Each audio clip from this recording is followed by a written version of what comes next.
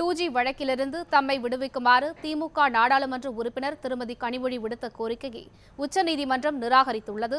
இதுகுறித்த கூடுதல் விவரங்களை எமது டெல்லி செய்தியாளர் அருவேல் ராஜிடம் கேட்கலாம்.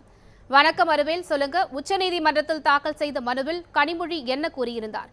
அந்த மனுவை என்ன காரணங்களை கூறி உச்சநீதிமன்றம் தற்போது நிராகரித்துள்ளது?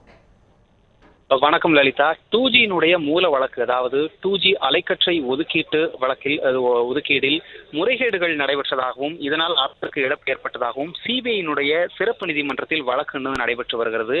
இதில் கனிமொழியினுடைய பெயரானது அந்த குற்றப்பத்திரிகையில் இடம்பெற்றிருக்கிறது. அதே போன்று இந்த 2G அலைக்கற்றைக்காக பிரதிபலனாக சில நிறுவனங்கள் தனியார் தொலைக்காட்சிக்கு 200 கோடி ரூபாய் பண பரிவர்த்தனை செய்ததாகவும் ஒரு வழக்கு இருக்கிறது. இந்த வழக்கிலும் கனிமொழியினுடைய பெயரானது இருக்கிறது. இந்த வழக்குகளில் இருந்து தம்மை விடுவிக்குமாறும் தன் மீதான அந்த குற்றச்சாட்டுகளை ரத்து செய்ய கோரியும் கனிமொழி அவர்கள் கடந்த ஒரு வருடத்துக்கு முன்னதாக தாக்கல் செய்திருந்த மனுதான் இது.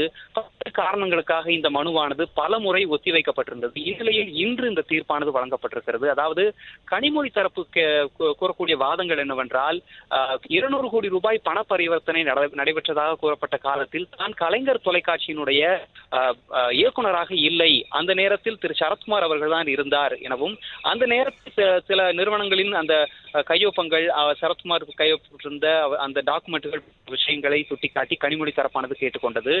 இருப்பினும் உச்சநீதிமன்ற நீதிபதிகள், அதாவது தலைமை நீதிபதி தத்து அடங்கிய அமர்வு முன்பு இந்த மனுவானது விசாரணைக்கு வந்தது. தலைமை நீதிபதி தத்து அவர்கள் குறிப்பிட்ட விஷயம் என்னவென்றால், இந்த வழக்கில் உங்களுக்கு போதுமான ஆதாரங்களும் போதுமான வாதங்களும் உங்கள் தரப்பிடம் இருக்குமானால் இந்த மூல வழக்கு நடைபெறக்கூடிய சிபிஐ சிறப்பு நீதிமன்றத்தில் ஏன் நீங்கள் அணுகக்கூடாது?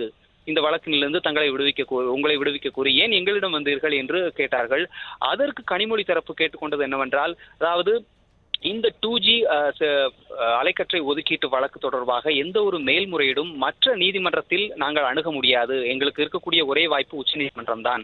ஏனென்றால் உச்சநீதிமன்றம் இதற்கு முன்னதாக இப்படி ஒரு தீர்ப்பை வழங்கி இருக்கிறது. இந்த தீர்ப்பில் சில மாற்றங்களை மேற்கொள்ளுங்கள் கனிமொழி தரப்பு கேட்டுக்கொண்டது. அதன் அடிப்படையில் நீதிபதி அவர்களும் இதற்கு முன்பு உச்சநீதிமன்றம் வழங்கிய அந்த தீர்ப்பில் சில மாற்றங்களை ஏற்படுத்தி இருக்கிறது. அதன்படி இந்த 2G சிறப்பு நீதிமன்றத்தில் நடைபெற்று வரும் வழக்கில் ஏதேனும் அதிருப்தி இருக்குமானால் இந்த தீர்ப்பு வெளிவந்த பிறகாக தில்லி உயர்நீதிமன்றத்தையும் கனிமொழி தரப்போ அல்லது மற்ற தரப்பினரோ அணுகலாம் என்றும் தங்களுடைய தீர்ப்பில் குறிப்பிட்டிருக்கிறார்கள். மேலும் தற்போது இந்த வழக்கிலிருந்து கனிமொழி அவர்களையோ அல்லது ஷாகித் பால்வா அவர்களையோ நாங்கள் விடுவிக்க முடியாது என்றும் நீதிபதிகள் தங்களுடைய தீர்ப்பில் குறிப்பிட்டிருக்கிறார்கள்.